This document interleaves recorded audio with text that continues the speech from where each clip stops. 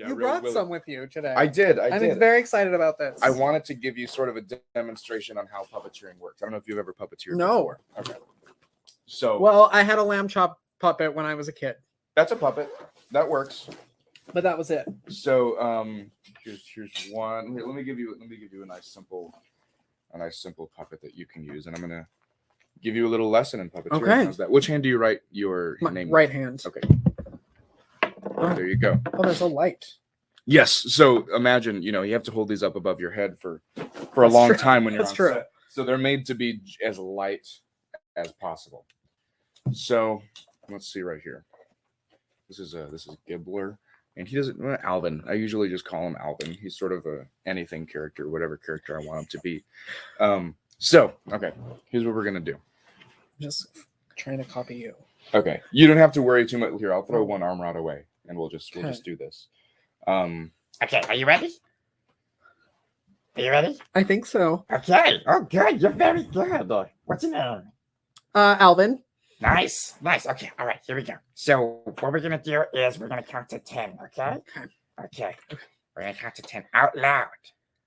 Ready? I'm ready. Here we go. 1, 2.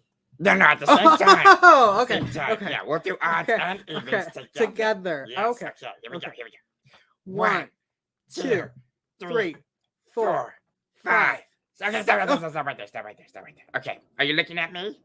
There we go. Yeah, we're gonna look at each other. Okay. Here we go. And here's another thing we're gonna do. Eye contact is very important. Okay, here's another thing we're gonna do. We're gonna move our bottom jaw and not the entire top of our head. Right? You don't talk like this? I don't. Oh. Do you? Sometimes. Oh, really? Yeah. I don't. If I get wanna see excited. that. That's horrifying. Okay, so we're gonna try it. Okay, just like this. Beautiful. Perfect.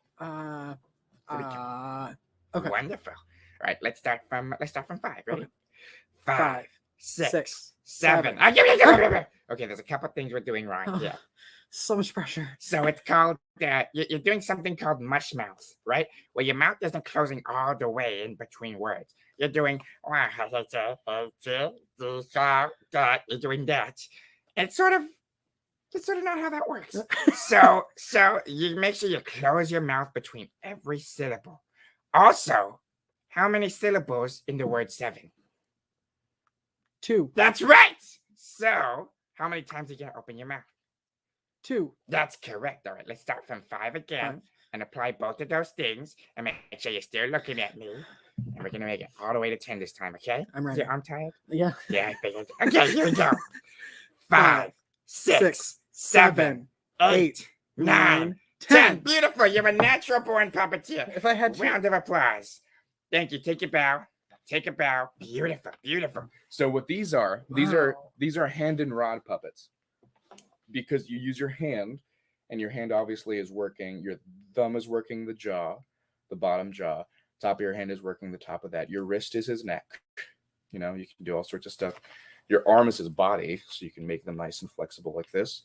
And then you've got rods that control both of the hands. And once you sort of become fluent in that, there's a whole lot of different things that you can do to make it look like, like they're doing stuff. You can sort of individualize the rods and stuff. It's sort of like chopsticks. Yeah. But you really have to get the hang of it and build up the callus and the muscle for that specific thing.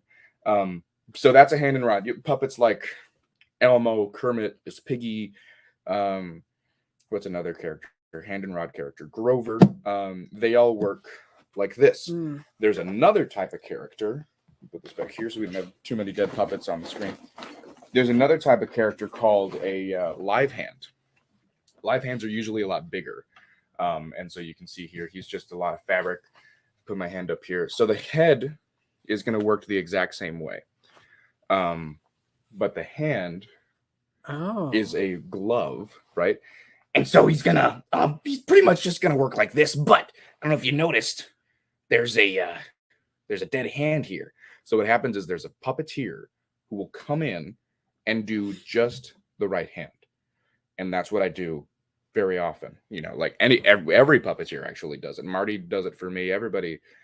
It doesn't matter your rank. You can be playing Kermit the Frog or Snuffy. Mm-hmm. You're still coming in to do right hands all the time, and so that's how characters like Cookie Monster will actually. I'll come around. You can do the right hand. So there you go. You can put your right hand in Oh, there. right. There you go. Oh, they even have like Yes, fingers. So they've got fingers and everything. So that's the way Cookie Monster works. Let's see if we look at the monitor over there. So you can see. Hello. So would you want it? There you go. Yeah, try to match it. There's the camera. Hello and welcome to the Richard Wilmore Show. We're having a great time. I'm Eugene. That's Brad. This is Richard. And, we're just enjoying our time. We're having a really great time right here. It's wonderful, wonderful, marvelous, and spectacular. It's very, very fun. And I'm having a good time. Thank you. Thank you, Richard. Thank you, Richard. Oh my gosh. So that's exactly how a right hand works. That's characters like Cookie Monster, the Count, Ernie. When did you get into it? I was like 5. Really? Yeah. Like Sesame Street was it, or was there something else that you? The Muppets. Oh, okay. I would watch. My grandparents got me the Muppet Show on DVD, season 1, and I used to watch it all the time, nonstop. That was like one of my favorite. It scared me a little bit at first because I was like, I've never seen anything like this before. Yeah. And then I was just like, this is the best thing ever.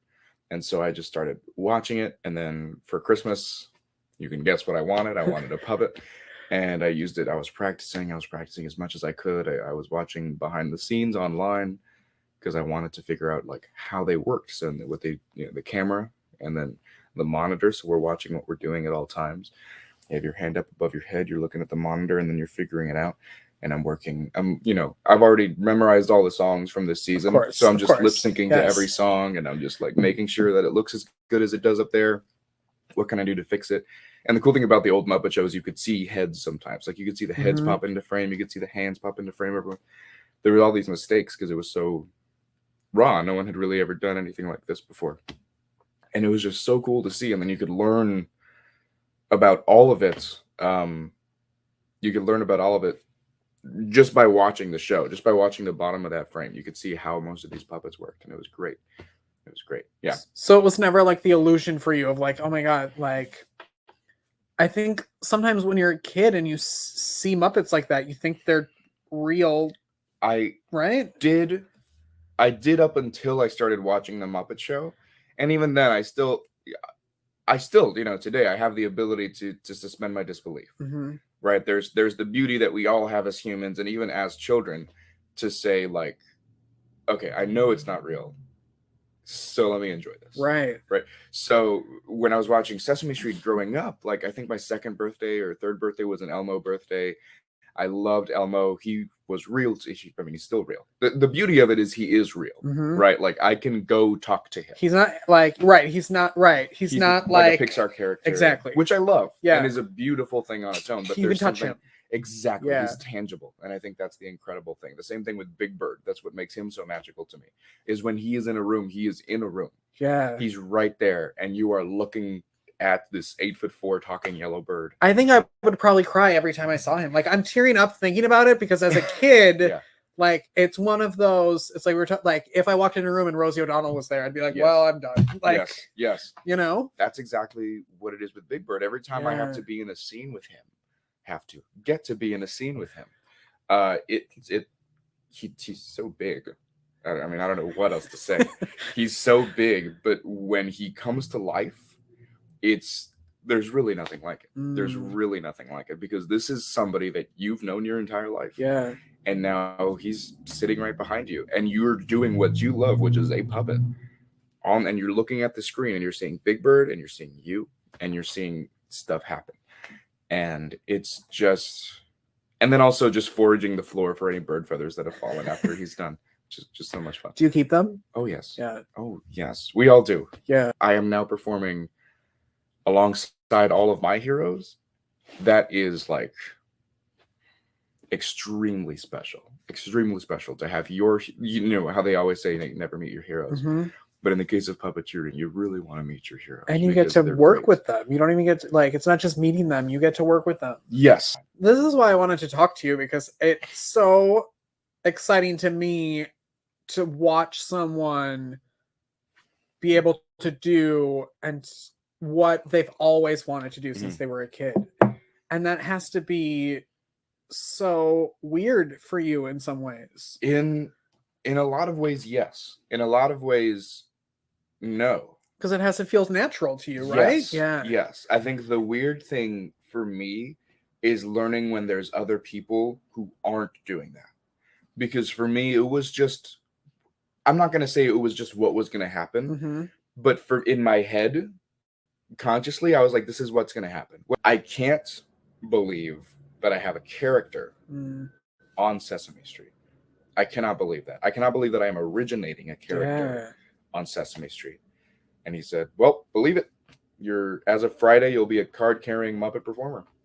And I was like, don't say that, because it's not true. Because it's just not true. And it's taking some time to sort of understand that is where I'm at. And then we filmed our first thing, and it was wonderful, and everyone was so nice and wonderfully complimentary. And every shoot since then, the family has just grown. Whose life is this? Like, why is this happening? So, like, what a year, right? And this is only the first year. And I'm hoping I haven't peaked yet.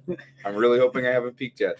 But I think so long as I just keep trying and doing my best and being the best person I can be, that I can continue to do this, because it's everything I ever wanted and so much more. I wish I could be there the day that you meet the kid who wants to meet you. You know, like that whole full circle moment of, because there are going to be kids who want to be you and who want to meet you. If I haven't peaked yet, then maybe.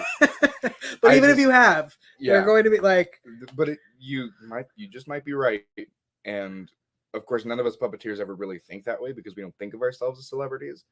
We're all just fans of the stuff that we do. But you were all fangirling over each other, and you don't like, right? Like, you were the kid who wanted to. That might just happen. Yeah, and of course I had not thought about that, and that would be incredible. Take all my puppets. They're all of them. They're yours. The whole workshop. Exactly. Everything. Would you have advice for people out there who are either into this or really anything and don't know if they're going to make it to the Olympics? Accepting the fact that you may not. Yeah. You just have to. I mean, the chances of everything that happened to me this year happening to a puppeteer are so slim that they only happened to me. Like all of these individual things. I'm trying to think of another puppeteer that's in my situation, but I'm not entirely sure that there is in my exact situation. There are people who made it to the Muppets this year, and who made it to Sesame Street, and who made it to Helpsters this year. But it's slim. There's maybe 5 or 6 people that those things happen to. And then for me, the way that it all unfolded for me is, again, astronomical. Accepting the fact that it may not happen, and understanding that it is okay to do what you love for yourself. So just keep doing whatever it is that you love to do. Don't let anybody stop you from doing what you love. Don't let anybody stop you from dreaming. Don't let anybody stop you from sharing your passion with others. Don't let anything stop you, any circumstance stop you. If you have something that you do that makes yourself or others happy, just do it. You may not make it to Sesame Street. You may not make it to the Muppets. And I pray that you do. I really do. Because honestly, the best way to do that is to just keep doing exactly what you love. And luck is just opportunity meeting readiness. And if you continue to do what you love, then you're ready. And when that opportunity comes, if that can align, then you're golden. Then you're ready for luck to happen. I am so happy for you. And I am so thankful that you could stop here and talk to me. And of course. Now I feel like I'm a professional. You are. Thank you so much. Thank you. Of course, anytime.